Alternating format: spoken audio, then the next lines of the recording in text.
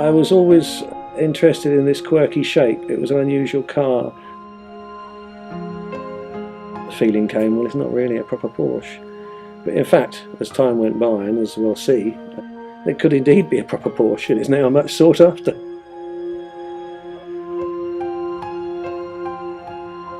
The story goes back that it was a mish-mash of ideas. Not a people's Porsche, but an entry-level Porsche. At that time, it didn't take off, other than for the racing guys, because the racing guys did buy it. And that's what this book's about. You'll see a lot of people will report that it's a forgotten gem.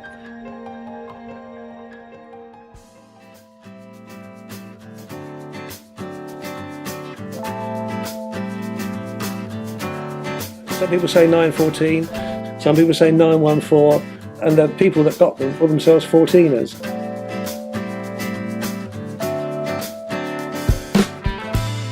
Porsche, the racing 914s. This is a book about racing cars. We discovered that this is, in fact, the first time that we're able to see the raison d'etre of the mid-engine design, the factory involvement, the full description about each of the 12 works cars.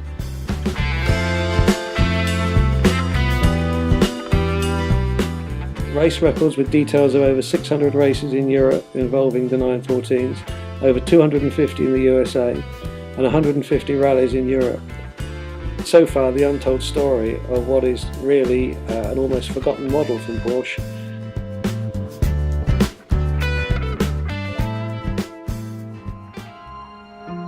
The idea of a mid-engine racing car was always in the mind of Porsche. In the 1960s, it seemed to be the way to go. Why not? We're Porsche, we could build a mid-engine car. It has the perfect polar moment of inertia. How about that?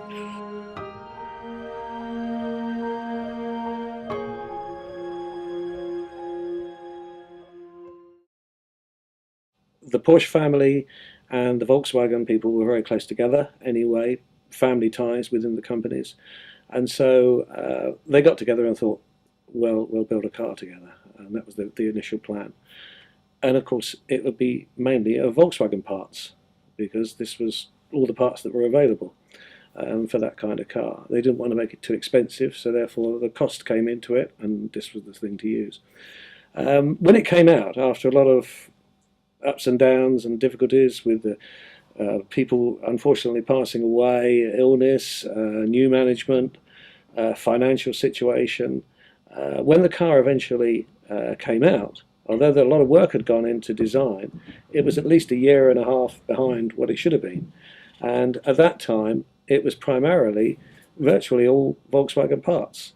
But they had decided that they would build one car with a four-cylinder and one car with a six-cylinder engine, which would be a Porsche engine.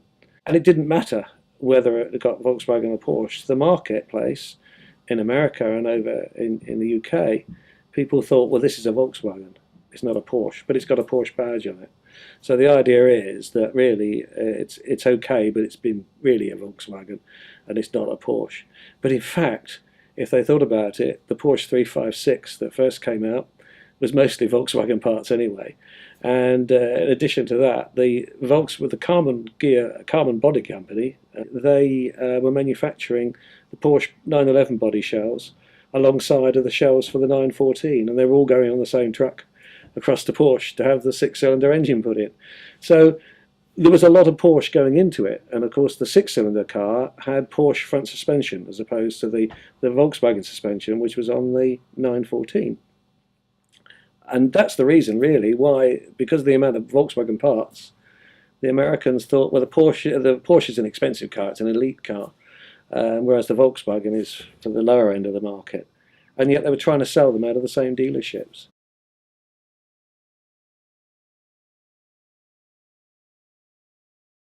I do, actually. I was always interested in this quirky shape. It was an unusual car, but it never really did anything for me. And I thought, maybe it might be an idea to actually see what they're like. And so, yeah, I managed to acquire one.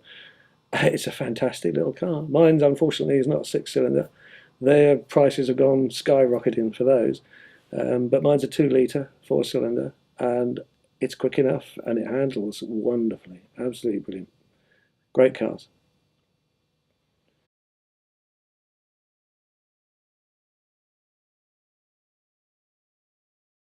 The Porsche archives in Stuttgart, fantastic. Mr. Landenberger that runs it, he's got a great team of guys there. My contact, Jens Torno, he falls over backwards to do anything we want. He's absolutely tremendous because there's not a lot of information held in the archives on the 914. There's only one file as opposed to 32 files on the 924 Carrera when we went looking for that information. So we really had to dig deep. And the most important thing then was to start interviewing people. And he would arrange for me to see various guys there. He got hold of Rainer Brattenstein, who was head of the rallying department at that time and was brought in specifically to get the 914 ready for rallying and racing. Also Gunther Steckernig, who was a great German racing driver, and he drove these quite a few times, had several class wins with the 914, so he's very interesting to talk to. And he did a lot of the test work, and he did a lot of the test work in the years to come as a test driver for Porsche. He's unparalleled now, absolutely superb. Walter Nahr, who is very well known to Porsche aficionados, a quiet man behind the scenes, but who wrote a fabulous 917 book. And Walter was around at the time and knew all the politics and knew all the people. And then Herbert Linger, an absolute legend in Porsche. He drove all the racing cars up to about 1970. He was the test driver up to about 1970 for everything, including the 917s. But he started working with old Dr. Ferdinand Porsche in 1943. So he knew the whole history of that period. And he had in his workshop, because at the time when the 914 was being produced or designed and created, he built the prototypes in the workshop. They had all the stuff there. So he was responsible for all of that work of developing the car to when they took it to market. So they're very, very helpful, and I can't praise them enough.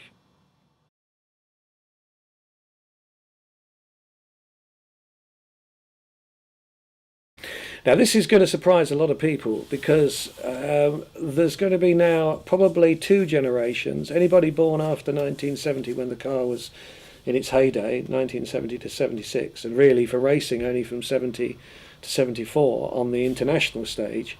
But on as far as club racing goes, or as far as regional racing goes in America, and America's a big country, they have all these regional championships and everything.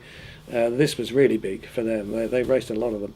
But there are two generations now that have probably never heard of a Porsche 914 or 914, let alone what it did, and let alone that it went racing. And if they do know, they'll have read something in the books about the Le Mans 24 Hours, where they finished 6th overall and won the GT class in 1970.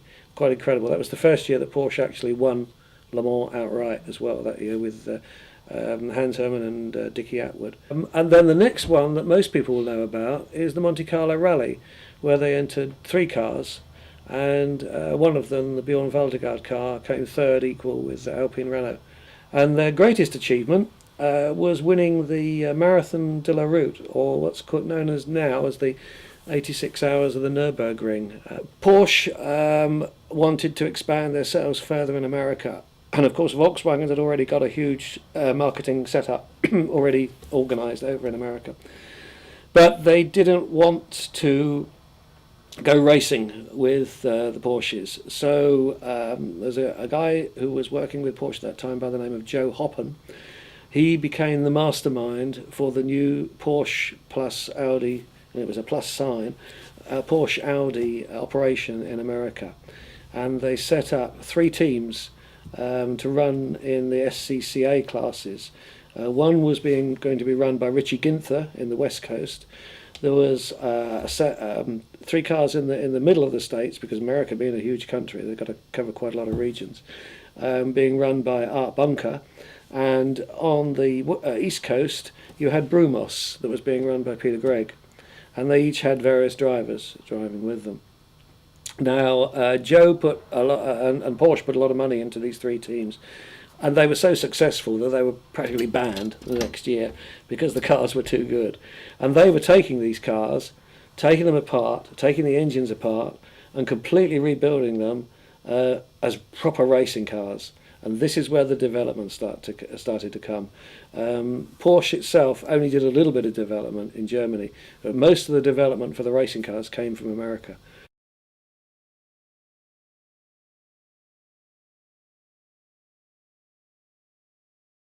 The famous guys that we could think of as having used the cars started off, we could say, with Richie Ginther and his team, because he ran Alan Johnson, who became a very famous American racing driver, still around today. And he was very successful with the car very early on, and they did a lot of development work there. Now, going with that, you've already heard the name Hurley Haywood mentioned. Well, Hurley became one of America's great racing drivers. I mean, he's won Le Mans, he's won everything, Daytona, Sea, the whole lot. You know, this guy is really top of the tree. In Europe, Bjorn Valdegaard was probably one of the world's great rally drivers, and I had the great pleasure of talking to him, sadly, before he passed away. But he certainly did all the development work for the rally cars, and he must have spent something like about a year virtually only driving these Porsches.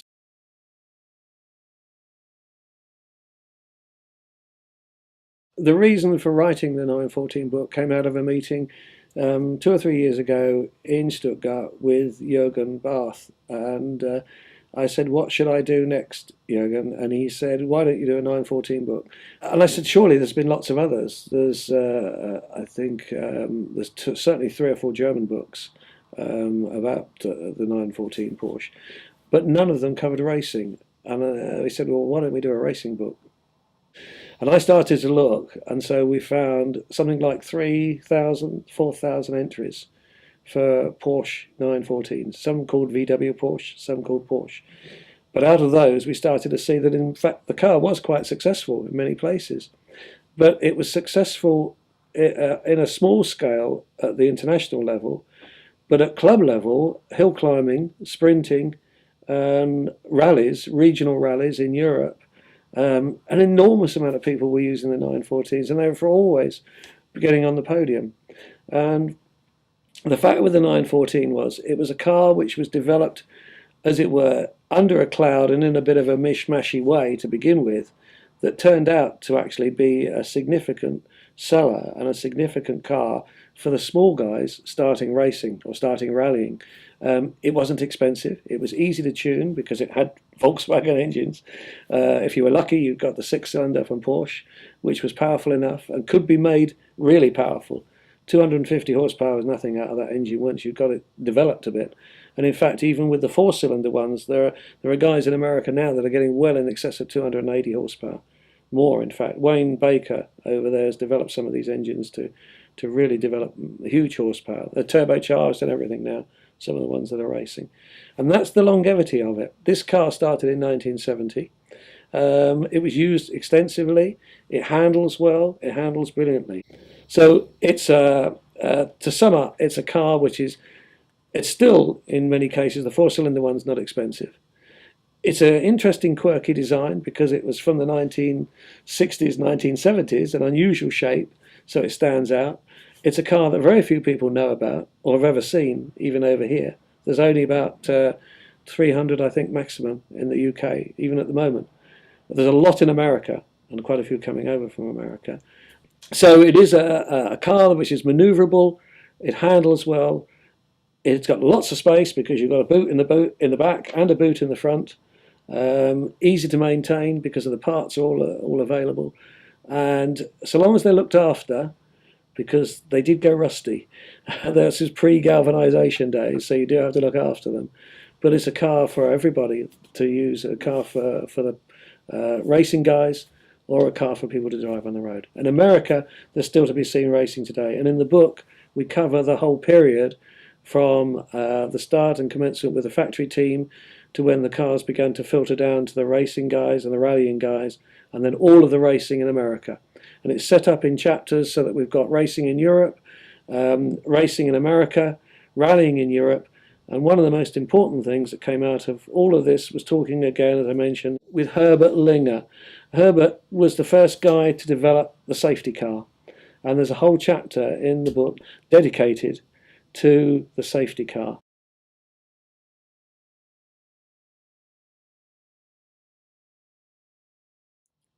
they always built good cars.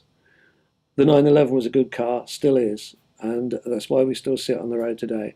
The 914 came in that little bit of the market when they were trying to build a car to be, as it were, not a people's Porsche, but an entry-level Porsche for people to have to drive. The fact that it turned out to be more expensive than they'd hoped, nearer to the price of a 911 than it should have been, was part of the reasons for its somewhat unpopularity at the time. But in fact, because of its road holding, because of its capability to be tuned, its versatility, the practical nature of the vehicle, it's actually is a very, very good car indeed. And you'll see a lot of people will report that it's a forgotten gem. And in fact, I think Gunther Steckenig, in his foreword for the book, actually states that it's the forgotten gem of the Porsche range of cars.